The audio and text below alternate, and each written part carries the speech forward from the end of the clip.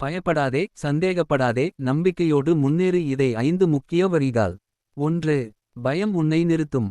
பயம் வந்தால் நாம் முன்னேற முடியாது. என்ன ஆகும் என்று எண்ணி நின்றுவிடுவோம். ஆனால் நினைவில் கொள், பயம் தேவனிடமிருந்து வருவதில்லை.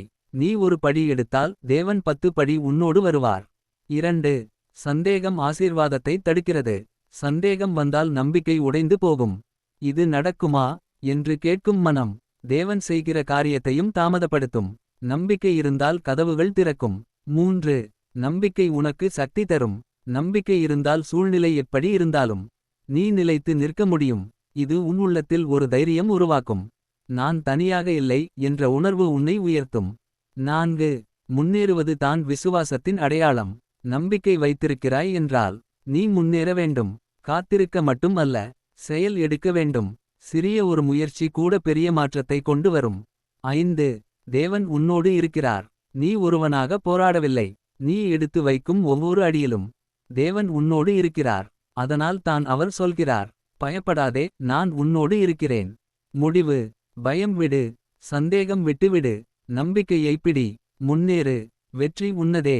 1. பயம் உன்னை நிறுத்தும் விரிவாக. பயம் என்பது மனிதனின் உள்ளத்தில் வரும் ஒரு உணர்ச்சி. ஆனால் அது கட்டுப்படுத்தப்படாவிட்டால் அது உன் வாழ்க்கையை முழுவதும் நிறுத்திவிடும். நீ ஒரு விஷயத்தை செய்ய நினைக்கும் போது முதல் தடையாக வருவது பயம்தான். இது சரியாக போகுமா? நான் தோல்வியடைந்தால் என்ன ஆகும்? மற்றவர்கள் என்ன நினைப்பார்கள்? இந்த கேள்விகள் எல்லாம் பயத்தின் குரல். பயம் என்ன செய்கிறது? அது உன் எண்ணங்களை குழப்பும். உன் தைரியத்தை குறைக்கும். நீ எடுக்க வேண்டிய முடிவை தள்ளிப்போடும். வாய்ப்புகளை நீயே இழக்கச் செய்யும். உண்மை என்ன?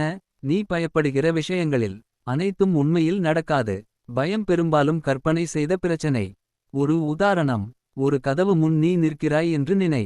அதை திறந்தால் என்ன இருக்கும் என்று தெரியாததால் நீ அங்கேயே நின்றுவிடுகிறாய்.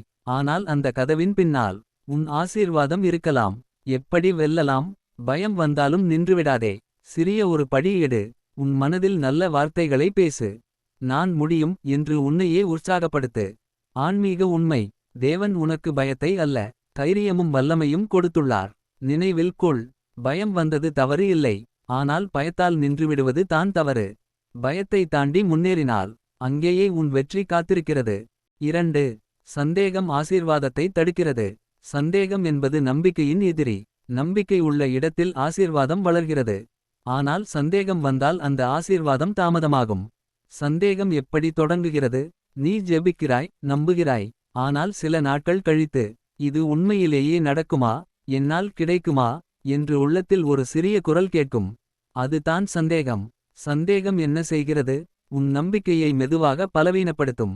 மனதில் குழப்பத்தை உருவாக்கும். தேவன் செய்கிற காரியத்தை நீயே கேள்விக்குறி வைப்பாய்.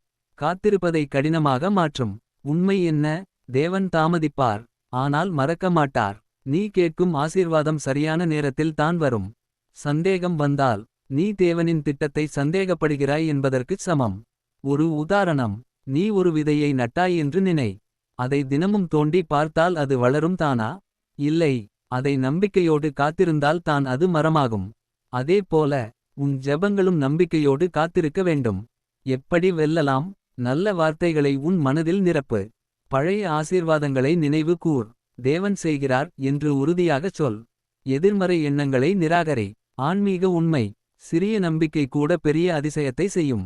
ஆனால் சிறிய சந்தேகம் கூட பெரிய ஆசீர்வாதத்தை தடுக்கலாம். நினைவில் கொள், சந்தேகம் கதவை மூடும், நம்பிக்கை கதவை திறக்கும்.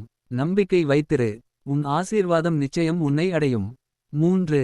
நம்பிக்கை உனக்கு சக்தி தரும். நம்பிக்கை என்பது ஒரு சாதாரண உணர்ச்சி அல்ல. அது உன் உள்ளத்தை எழுப்பும் ஒரு உள்ளார்ந்த சக்தி.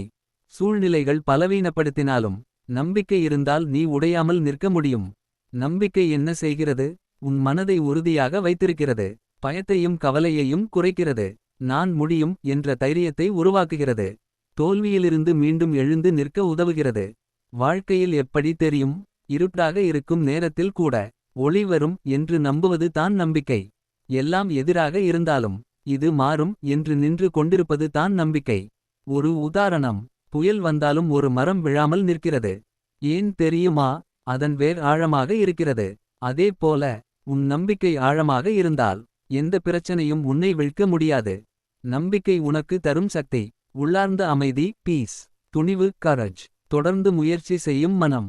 எதிர்காலத்தை எதிர்கொள்ளும் தைரியம் எப்படி வளர்க்கலாம். தினமும் நல்ல எண்ணங்களை பேசு. ஜெபத்தில் நிலைத்து இரு. உன் வாழ்க்கையில் நடந்த நல்ல விஷயங்களை நினை. உன்னை தாழ்த்தும் எண்ணங்களை தவிர்த்துவிடு. ஆன்மீக உண்மை. நம்பிக்கை உள்ளவன் ஒருபோதும் தோற்கவில்லை. அவன் தாமதமாக வெற்றி பெறுவான், ஆனால் நிச்சயமாக வெற்றி பெறுவான். நினைவில் கொள். நம்பிக்கை உன்னை மட்டும் காப்பாற்றாது. அது உன்னை உயர்த்தும். நம்பிக்கையை பிடித்துக்கொள். உன் வாழ்க்கை மாற்றம் பெறும். 4. முன்னேறுவது தான் விசுவாசத்தின் அடையாளம். விசுவாசம் என்பது வார்த்தைகளில் மட்டும் இருக்கக்கூடாது. அது நடவடிக்கையில் வெளிப்பட வேண்டும். நீ நான் நம்புகிறேன் என்று சொல்லி அதே இடத்தில் நின்றுவிட்டால் அது முழுமையான விசுவாசம் அல்ல. விசுவாசம் என்ன சொல்கிறது. நான் பார்க்கவில்லை, ஆனாலும் நடக்கும் என்று நம்புகிறேன். அதனால் தான் நீ முன்னேற வேண்டும். முன்னேறுவது ஏன் முக்கியம். அது உன் நம்பிக்கையை செயலாக மாற்றுகிறது. தேவன் திறக்கும் வாய்ப்புகளுக்கு நீ தயாராகிறாய். பயத்தை வெல்லும் முதல் படி அது. வெற்றிக்கு அருகில் கொண்டு செல்லும் பாதை அது. வாழ்க்கையில் எப்படி. வேலை தேடுகிறாயா. விண்ணப்பி. படிக்க நினைக்கிறாயா. தொடங்கு. ஒரு மாற்றம் வேண்டுமா. ஒரு சிறிய முடிவு எடு. செயல் இல்லாத நம்பிக்கை வளராது. ஒரு உதாரணம். ஒரு விவசாயி மழை வரும் என்று நம்புகிறான். ஆனால் விதை விதைக்காமல் காத்திருந்தால் அவன் அறுவடை காண முடியுமா. இல்லை. அவன் முதலில் விதை விதைக்க வேண்டும். அதே போல நீ முன்னேறும்போது தான் உன் ஆசீர்வாதம் வெளிப்படும். எப்படி முன்னேறலாம். சிறிய ஒரு படி எடுத்தாலும் போதும். சரியான நேரம் வரும் என்று காத்திருக்காமல் தொடங்கு. தோல்வியை பயப்படாமல் முயற்சி செய். தினமும் ஒரு முன்னேற்றம் செய். ஆன்மீக உண்மை. தேவன் கதவை திறக்கிறார். ஆனால் அந்த கதவை கடந்து செல்ல வேண்டியது நீதான். நினைவில் கொள். விசுவாசம் பேசுவது மட்டுமல்ல, அது நடக்கிறது. ஒரு படி முன்னேறு. உன் வாழ்க்கையில் அதிசயம் ஆரம்பமாகும். 5. தேவன் உன்னோடு இருக்கிறார். வாழ்க்கையில் பல நேரங்களில் நான் தனியாக இருக்கிறேனா என்று தோன்றும். யாரும் புரிந்து கொள்ளவில்லை என்று நினைப்பாய். ஆனால் உண்மை என்னவென்றால் நீ ஒருபோதும் தனியாக இல்லை. தேவன் எப்போதும் உன்னோடு இருக்கிறார். இது என்ன அர்த்தம். நீ சந்தோஷமாக இருந்தாலும், நீ அழுகிற நேரத்திலும், நீ தோல்வியை சந்திக்கும் தருணத்திலும், ஒவ்வொரு நிலைமையிலும் தேவன் உன்னுடன் நடக்கிறார். தேவன் உன்னோடு இருப்பது என்ன மாற்றம் தரும். பயம் குறையும். மனதில் அமைதி வரும். எந்த பிரச்சனையையும் எதிர்கொள்ள தைரியம் வரும். நான் பாதுகாப்பாக இருக்கிறேன் என்ற உணர்வு கிடைக்கும். வாழ்க்கையில் எப்படி தெரியும். நீ வழி தெரியாமல் குழம்பும் போது. ஒரு தீர்வு திடீரென்று கிடைக்கும். நீ பலவீனமாக இருக்கும் போது ஒரு புதிய சக்தி உள்ளத்தில் எழும். அது சாதாரணம் அல்ல. தேவன் உன்னோடு இருக்கிறதின் அடையாளம். ஒரு உதாரணம். ஒரு சிறிய குழந்தை இருட்டில் பயப்படுகிறான். ஆனால் அவன் தந்தை அவன் கையை பிடித்தால் அவன் உடனே அமைதியாகிறான். ஏன். அவன் தனியாக இல்லை என்று தெரிகிறது. அதே போல தேவன் உன் கையை பிடித்திருக்கிறார். எப்படி உணரலாம். ஜெபத்தில் நேரம் செலவு செய். அமைதியாக தேவனின் சத்தத்தை கேள். நடந்த நல்ல விஷயங்களை கவனிக்கத் தொடங்கு.